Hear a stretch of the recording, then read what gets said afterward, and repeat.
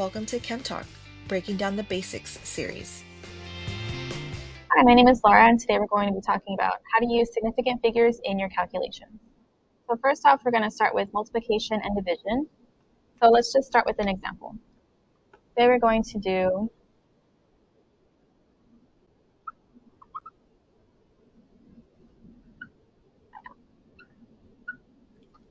use these numbers. The first thing we want to do is figure out how many significant figures are in each number. So in this first one, there are 5 significant figures. And in the second one, there are 3. Okay, so if we put that in the calculator, we're going to get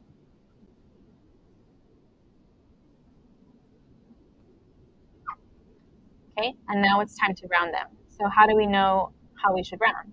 We have to choose the number that had the least amount of significant figures.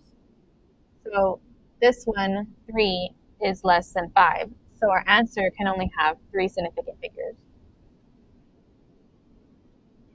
Then our final answer will be, and that is how you use significant figures for multiplication and division. How to use significant figures when you are adding and subtracting. So we're going to look at a subtraction example. And I'm going to set it up in a way that it's easy to see how we should round that.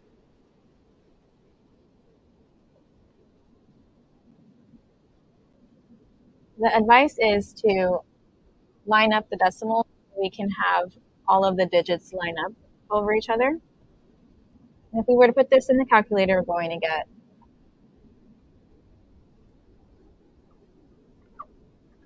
here's where it's different than multiplication and division.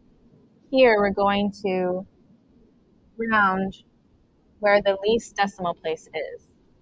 So the least common decimal place is this place right here because there's no digits over here.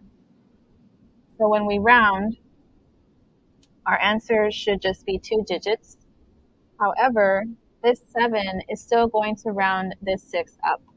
So then our final answer should be 5.7. We can do another example. We can do an addition.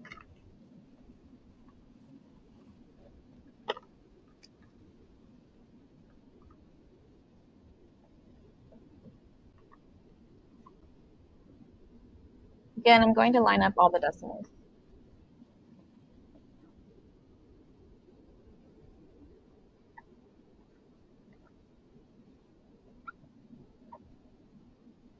Now, if we were to put that in the calculator, we're going to get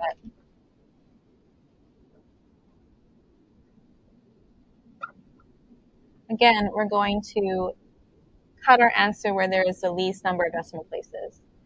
So they all have this decimal place, and they all have this decimal place. So that is where we're going to round our answer at. So then our final answer should be 5.41. And that's how you use significant figures in calculations for adding and subtracting. Thanks for watching.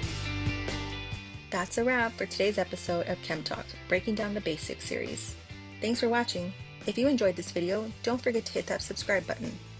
Until next time, keep learning, stay curious, and we'll see you in the next Chem Talk, Breaking Down the Basics episode.